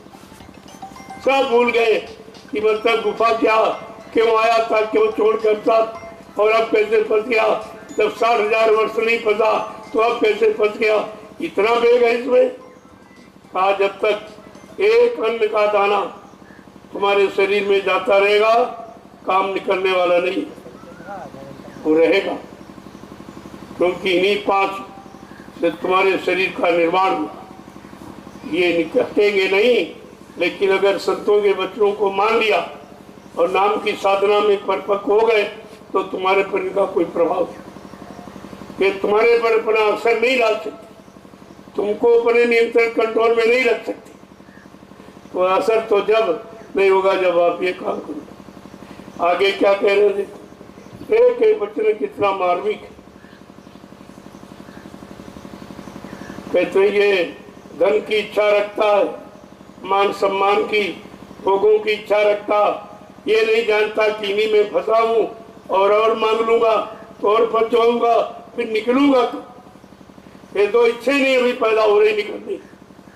देखो किस तरीके से एक एक वचन को कैसे कि भागहीन, देखो कैसे कहते हो भागहीन, कि भागहीन मत 3 प्राणी, भागहीन मत 3 प्राणी, भागहीन नित 3 न प्राणी, भागहीन नित 3 प्राणी, नर देही बर्बाद करे, नर देही बर्बाद करे। ये भागहीन है जो इसको नहीं समझ पा रहे कि नाम क्या है, नाम का काम क्या है। इस नाम के आगे कोई काम कर ही नहीं सकते। नाम का इतना बड़ा प्रभाव, तो ऐसे नाम को तुम पकड़ लो, क्यों छोड़ते? कहते रसना राम नाम क्यों भूली, ऐ जिभ्या तूने वक्त के नाम को क्यों बुला दिया। अगर नाम को बुला देगी तो इसका कोई काम नहीं, नाम ही काम करेगा। जैसे अन्य युगों में जो नाम आया उसी युग में उन लोगों का काम हुआ। आज तो कलयुग है, आपको कलयुग का नाम मिला है, तो कलयुग के जीवों के नाम के लिए, काम के लिए ये जय गुरुदेव नाम जगाया गया। ये सब नाम अलग अलग, हर युग का नाम अलग। आपको अपने युग के नाम की तलाश करनी चाहिए, और तलाश करना जब मालूम नहीं तो खुद ही आपको बता दें। आपको बिना खोजे मिल गए, बिना तलाश किए नाम आपको दे दिया, और बिना तुम्हारी परीक्षा किए और आपको गोद में बैठा लिया, अपना बना लिया। ये सब कोई नहीं करेगा। गंदगी से सबको परहेज होती। अगर बच्चा अपने शरीर की हुई गंदगी में लिपटा पड़ा हो तो माँ भी गोदी नहीं लेती, वो भी परहेज करती है। जब तक पाक साफ नहला धोला नहीं लेगी गोद नहीं कर। लेकिन महापुरुष तुम्हारे पाप कर्मों की गंदगी को नहीं देखा, तो तुम छूने के लायक नहीं हो। तुमको छूते भी हैं, दया भी देते हैं, तुमको एहसास नहीं होने देते कि हम बहुत बड़े पापी कुकर्मी। कोई जानकारी ऐसा मतलब यानी बात तुम्हारे अंदर पैदा नहीं होने देते, नहीं तुम्हारा मनोबल कमजोर हो जाएगा। ऐसा नहीं होने देते। कहते नहीं तुम बहुत अच्छे हो, बड़े मतलब भगवान हो और बड़े हैं, यानी तुम सब कुछ पा जाओगे, तुम्हारे जैसा कोई सृष्टि में भगवान नहीं। कितनी तारीफ आती। अगर गंदगी खोल दी जाए तो कोई पास नहीं बैठेगा तुम्हारे। कर्मों की इतनी गंदगी कोई पास नहीं बैठेगा, वो तो कोई नहीं परहेज करते। उनके यहाँ परहेज कर। जो गंदगी उठाने आया, गंदगी से निकालने आया, अगर वो गंदगी का परहेज करेगा तो कभी नहीं निकाल पाए। जीवों को कभी समाज कर ही नहीं सकता। देखो आगे क्या कह रहे हैं, एक एक चीज को कैसे कि साध गुरु का कहा न माने, साध गुरु का कहा न माने, साध गुरु का कहा न माने, साध गुरु का कहा न माने, मन मत अपनी ठान ठने, मन मत अपनी ठान ठने। कैसे न साध का न गुरु का, किसी का कहना नहीं। साध कौन है? जिसने तन मन वचन इंद्रियों को साथ दिया, जो शाकाहारी सदाचारी ब्रह्मचारी उसको साथ कहते हैं। उसने अपने मन को साधा, अपनी इंद्रियों को साधा पकड़ा, अभी वो साध है और साध ही एक दिन साधक बन जाए। जब इन पर कंट्रोल नियंत्रण हो जाएगा और अपने घर की तरफ मुखातिर हो जाएगा और वो आने जाने लगेगा, उसको साधक कहते हैं। ये दोनों चीजें आगे क्या कह रहे हैं समझा के कि एक एक बात को किस तरह से कि अपनी मनमानी करते हैं और साध गुरु का कहना नहीं मानते, क्योंकि साध और गुरु किसी की पहचान उनको नहीं, वो तो शरीर की पहचान आपको, वही पहचान आप उन पर लागू करते। लेकिन उनका शरीर जो तुम्हारा वो नहीं है, वो शरीर है बिल्कुल शांत, तुमको भी शांत कर देगा, तुम्हारे अंदर भी भाव विचारों को रोक देगा और धीरे धीरे धीरे धीरे निकाल देगा। पहले तो रोकेगा, फिर धीरे धीरे एक एक करके निकाल देगा। एक बार ये तो ऐसा हो नहीं सकता, क्योंकि अनंत जन्मों का कूड़ा कचरा थोड़ा बहुत नहीं है, पहाड़ों की तरह जमा। आगे क्या कह रहे हैं कि जब आप उनकी बात सुनोगे, कहते खर कुकर सम उनको जानो,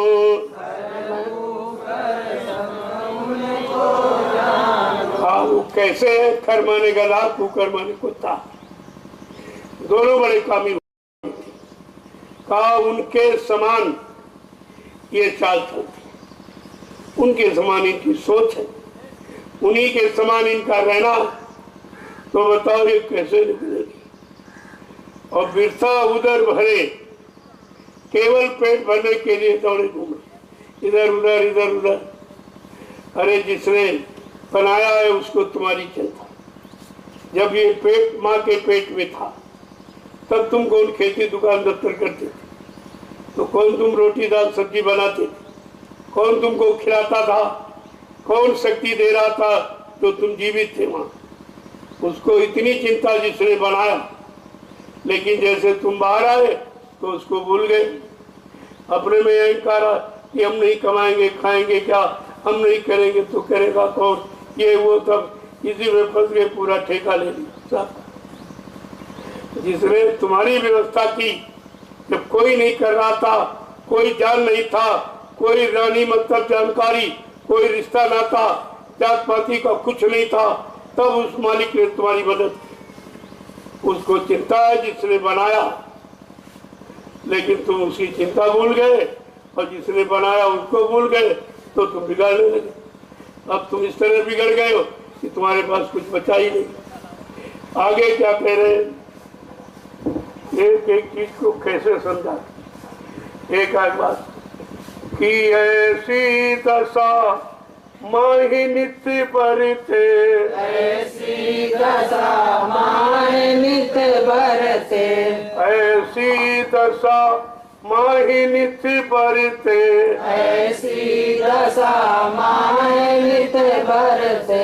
हम क्यों फिर समझाए फिरे, हम क्यों क्यों समझाए ऐसी दशा में ये सब मारे मारे फिर रहे, हम इनको कैसे समझाएं। ये समझने को तैयार नहीं, परेशान है, रो रहे, चिल्ला रहे। कहा जाए तुम्हारी सब परेशानी दूर हो जाए तो मानने के लिए तैयार, विश्वास ही नहीं उनको कि हमारा काम यहाँ से होगा। आगे क्या कहें,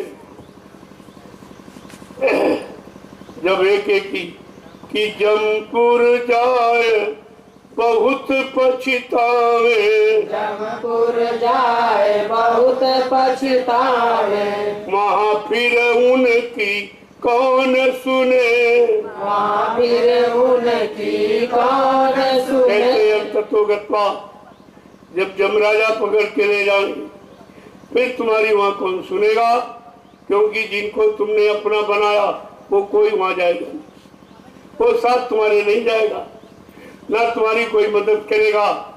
उस समय आपको अपने गुरु की याद आ जाए, वो वहीं पर खड़े मिलेंगे। अगर तुमने नाम की कमाई की है, कुछ मतलब हुक्म आदेश माना है, तो वो तुम्हारे उस कर्म की का मतलब यानी बही खोल के दिखाई धर्मराज को, देखो इसने मेरे आदेश पर ये नाम की कमाई की है, ये आदेश माना, सेवा किया, सत्संग किया, कुछ थोड़ा बहुत सुमरन ध्यान भजन भी किया, लिहाजा वहीं पर गुरु जो काल यानी धर्मराज कर्मों की बही लिए खड़े, गुरु छीन कर बही को फाड़ देते। वह तब पता चलता कि गुरु हमारी क्या मदद है। वो मदद का स्थान है जहाँ तुम्हारी कोई मदद नहीं करे, वहां तो सजा पाने का समय। और वो जब राजा सजा सुनाने जा रहा तो तुरंत गुरु ने फौरन वो तुम्हारी वही दिखाई जो तुमने आदेश माना, तो कुछ किया, कहा देखो मेरे आदेश का पालन किया, और उसने ये सब मतलब सेवा की है और बच्चों को सुना और लोगों को यानी मतलब लाभ देने के लिए उसने ये सब त्याग किया और तपस्या किया है। लिहाजा वो गुरु यानी धर्मराज के हाथ से तुम्हारे कर्मों की बही लेकर के फाड़ के फेंक देते, ऐसे मदद करते हैं और उनको वहां कोई रोक नहीं सकता। नाम के आगे यानी अनंत जन्मों के पापों को खत्म कर दिया जाता है। वो नाम ऐसी चिंगारी है, ऐसी अग्नि है। आगे क्या कह रहे, एक एक चीज को कैसे समझा रहे, लेकिन जीव बेचारा मानता नहीं है, न सुनता है, न समझता है, न करता है। एक एक चीज को जब बड़े ध्यान से आप सुनो, क्या कहते हैं कि जन्म जन्म 84 भटके, जन्म जन्म 84 भटके, जन्म जन्म 84 भटके, जन्म जन्म 84 भटके, ये शरीर फिर नाही मिले, ये शरीर फिर नाही मिले। अगर आपने इस जन्म में भजन नहीं किया, सेवा हुकुम आदेश कुछ नहीं माना, तो फिर ये द्वार आपको नहीं, और ये मिलेगा नहीं तो और शरीरों में कोई काम करेगा नहीं। कोई शरीर मतलब यानी जागरूक नहीं है, कोई शरीर पांचों तत्वों से परिपूर्ण नहीं है, इसलिए उन शरीरों में जन्म तो मिलेगा लेकिन आत्मा का कल्याण नहीं हो सकता। आगे क्या कह रहे हैं, एक एक चीज को देखो कि मतलब यानी जन्म जन्म 84 भटके, कि जितने भी जन्म मिलेंगे भटक, कि दुर्लभ थे मिली अब की, दुर्लभ देह मिली अब की, दुर्लभ थे मिली अब की, दुर्लभ देह मिली अब की। ऐसे ऐसी करो जैसे तेरी बने, ऐसी करो जैसे तेरी बने, भला ऐसा करो जो तुम्हारी बन जाए। ये दुर्लभ है, ये बार बार नहीं मिलेगी। बहुत जन्मों के बाद, करोड़ों जन्मों की तपस्या, करोड़ों जन्मों के पुण्य, करोड़ों जन्मों की सेवाएं जब जीव की एकत्र हुई, उनका उदय होने का वक्त आया, तब ये मालिक ने एक बार आपको अवसर दिया कि जाओ तुम्हारे कर्म यानी पुण्य कर्मों का फल, ये मानो मनुष्य मंदिर आपको दिया जा रहा, किसी संत महात्मा की तलाश करके अपने घर का रास्ता पूछ ले और अपने घर चले जाओ, फिर यहाँ कभी मत आना। देखो किस तरह से मदद करते हैं, सारा यानी हाल बताते कि सतगुरु शरण पकड़ ले अब की, सतगुरु शरण पकड़ ले अब की, सतगुरु शरण पकड़ ले अब की, सतगुरु शरण पकड़ ले अब की। तेरी बिगड़ी सभी बने, तेरी बिगड़ी सभी बने। अगर बनाना चाहता, एक ही बार में पार जाना चाहता, तो सदगुरु की शरण के पकड़। वो सदगुरु जो समय का आया, जो आए थे चले गए, उनसे नहीं, जो समय का आया है उनको पकड़ लो, वो तुम्हारा काम, उनको काम करने का अधिकार। जो चले गए वो फिर लौट के नहीं आएंगे। आगे क्या लिखा है, एक एक बात को देखो कैसे बताते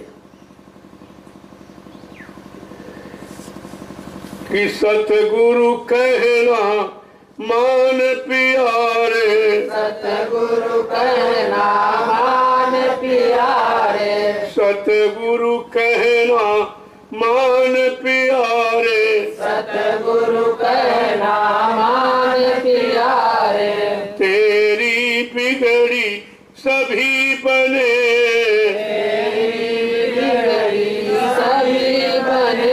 कहते अगर उनका कहना मान लो तो तुम्हें करना नहीं, केवल कहना मानना, और तुम कहना भी नहीं मानना। करना आपको नहीं, क्योंकि आप कर नहीं सकते और कभी किया नहीं।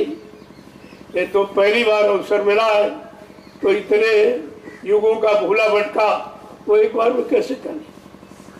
तो कहा तुमको करना नहीं है, केवल मान लो।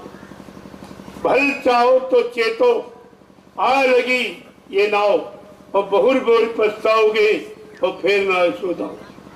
कहा तुम्हें करना कुछ नहीं है, नाम नौका लगा दी गई, अब आपको विश्वास साथ केवल बैठ बस बैठ करके जजीरा को नहीं पहुंचा देंगे। पहुंचाना उसका काम, जिसने नौका लगाई वो उसका काम, तुम्हारा काम विश्वास के साथ बैठे। अब तुम्हें विश्वास नहीं हो रहा कि पता नहीं ले जाए कि नहीं ले जाएंगे, कहीं बीच में तो नहीं छोड़ देंगे, कहीं डुबा तो नहीं देंगे, तरह तरह की शंकाएं आपको अच्छाई सच्चाई को पकड़ने नहीं देती। आगे देखो क्या कह रहे कि कर सत्संग मान ये कहना, कर सत्संग मान ये कहना, कान आंख तेरी तो खुले, कान आंख तेरी तो खुले। तो क्या कह रहे कि उनका सत्संग करो, सुनो सुनाओ, पढ़ो पढ़ाओ नहीं करो। जब सत्संग करोगे तो तुम्हारी आंख का दोनों खुले। ये सत्संग करने से, सुनने सुनाने पढ़ने पढ़ाने से नहीं होगा। एक एक वचन को बड़े गौर से सुनो कि अब सुनना तो इसलिए है कि हमें करने के लिए सुनो, और सुनाने के लिए बस सुनो। और तुम क्या करते हो, करते नहीं, सुनाने लगते, हसनबाजी करने लगते, इनको सुनाया उनको सुनाया, और सुनाने का नशा चढ़ गया। फिर आप कभी नहीं करो। सुनाने वाला कभी कर ही नहीं सकता, लिखने वाला कभी कर ही नहीं सकता, क्योंकि तुम्हारे अंदर नशा कथनी का और कथनानी पढ़ने का और सुनने का चढ़ गया। अब वो करने की तरफ आपको जाने नहीं दे रहा। आगे क्या कह रहे हैं, एक एक चीज को कैसे, मतलब यानी कि देखे घट में ज्योति उजाला, देखे घट में ज्योति उजाला, देखे घट में ज्योति उजाला, देखे घट में ज्योति उजाला, सुने गगन में अजब धुने, सुने गगन में अजब धुने। आज अब गुरु का कहना, उनके आदेश हुक्म का पालन और नाम की कमाई और परमार्थी सेवा में लगन, जब ये सब काम आप करने लगोगे तो तुमको सब सुनाई दिखाई देगी। वो करने का ही फल तो, अरे जब करोगे तभी तो मिलेगा और तभी देखोगे। तुम बाहर में करनी नहीं सुधार पाते तो अंदर की कैसे। अभी तो बाहर से आपको अंदर ले जाना, तो पहले बाहर में पाक साफ पवित्र हो जाओ, तभी तो अंदर में प्रवेश करोगे। और अंदर में पहुंचे नहीं, घट में देखा उजाला। अंदर में क्या है, कला ज्योति का प्रकाश, अंधकार है यानी नहीं है, प्रकाश है। तुम्हारा फसाओ वो अलगाव में बदल जाएगा, तुम्हारा अंधेरा उजाले में बदल जाएगा, तुम्हारी अज्ञानता ज्ञान में परिवर्तित हो जाए। ये सब काम आपका हो जाए। आगे देखो क्या कह रहे, एक एक बात को जब महापुरुष की जब सुनोगे तब सब कहते कि महाशून्य में सूरज चलावे, महाशून्य में चढ़ावे महासून में सुरति जावे, महासून में सुरति चढ़ावे। तब सतगुरु तेरे संग चले, तब सतगुरु तेरे संग चले। कहले जब तुम्हारी सूरत को सुन और महासून के आगे मानसरोवर में स्नान करा दे, पाक साफ निर्मल पवित्र करके जब उधर चलोगे तब सतगुरु तुम्हारे साथ। पहले गंदगी उतारेंगे, पाक साफ निर्मल पवित्र करेंगे, परमार्थी कार्य में लगाएंगे, नाम की साधना कराए और सब तरफ से जब तुमको पक्का कर लेंगे तब सतगुरु तेरे साथ साथ, ताकि ये कहीं और किसी मंडल में फंस न जाए। देखो कैसी मदद करती और आप उनकी मदद को समझते नहीं। वो तो 24 घंटे तुम्हारी मदद ही करती। भंवर गुफा की बंसी बाजी, भंवर गुफा की बंसी बाजी, महाकाल भी शीस धुने, महाकाल भी शीस धुने। महाकाल भी पछताता कि हम तो अपनी जगह ही रह पाए, आगे जा ही नहीं पाए, जबकि हम बॉर्डर पर बैठे। महाकाल चौथा स्थान और 5वां शत्रु, बिल्कुल बॉर्डर पर खड़ा, लेकिन जा नहीं सकता, वो भी नहीं जा सकता। न काल जा सकता न महाकाल जा सकता, उनकी भी पहुंच नहीं है। वो यानी सतगुरु तुम्हारा वो काम करने आए, इसीलिए तुम्हारे साथ साथ चलेंगे कि काल न कहीं भटका ले, कहीं महाकाल न रोक ले। तो सबसे छुटकारा दिलाने के लिए तुम्हारे साथ साथ 24 घंटे तुम्हारे साथ रहते हैं। नहीं तो तुम काल की तरफ जाने में देर नहीं लगेगी, देर नहीं लगेगी, फौरन आपको घसीट लेगा, क्योंकि उसी के देश में हो, उसी की व्यवस्था में हो और उसी में रह रहे हो। तो उससे बैरभाव कैसे कर सकते हो, कैसे उसको छोड़ा सकते हो। लेकिन सतगुरु साथ में, वहां उसकी कुछ नहीं चलेगी, कोई पेश नहीं पड़ सकती। देखो आगे क्या कहें, ये सब चीजें का अब के बाकी। देखो कहते कि अब क्या बाकी नहीं, क्या कहता, अब केवल अपने अनामी पुरुष से मिलना बाकी नहीं। कहा इसके आगे बस मिलना है और मिलने के बाद सब काम खत्म हो जाता, शांति हो जाती, अपने घर पहुंच जाएगा। ये घर पहुंचाने के लिए ये कितना वृत्तांत और कितनी चर्चा आप तक पहुंचाई जाती कि जब तक घर नहीं पहुंचोगे तब तक ये संदेश होता ही रहेगा, और जिस दिन घर पहुंच जाओगे ये सब काम, न कुछ सुनना है, न कुछ पढ़ना है, न कुछ करना, कुछ नहीं। अपने घर पहुंच गए फिर क्या करना, फिर आपको क्या करना, एक एक चीज को यानी किस तरीके से कहते, कैसे मैं बयान करूं कि बिन सतगुरु कोई पार न जावे, बिन सतगुरु कोई पार न जावे, बिन सतगुरु कोई पार न जावे, बिन सतगुरु कोई पार न जावे। कैसे उनका बखान करे, कैसे उनका बखान करे। कहते बिना सतगुरु के किसी मंडल से जीव निकल नहीं सकता, सब तो फंसाने वाले हैं। और आप कैसे निकलोगे, कहा इसलिए जिसने तुमको नाम का सहारा दिया, जिसने नाम का सहारा दिया है उसने वादा किया जब तक घर नहीं पहुंचा दूंगा मैं पीछा छोड़ने वाला नहीं।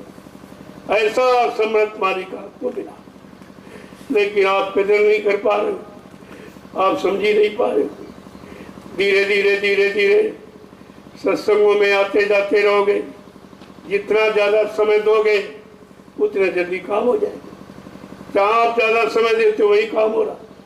खेती में ज्यादा समय दो तो उत्पादन बढ़िया होता है, व्यापार दुकान में ज्यादा समय दो ज्यादा आमदनी आपको मिलेगी। वो तो सब समय देने की बात है। और आप अगर साधना में समय ज्यादा दो तो ये भी काम आपका जल्दी हो।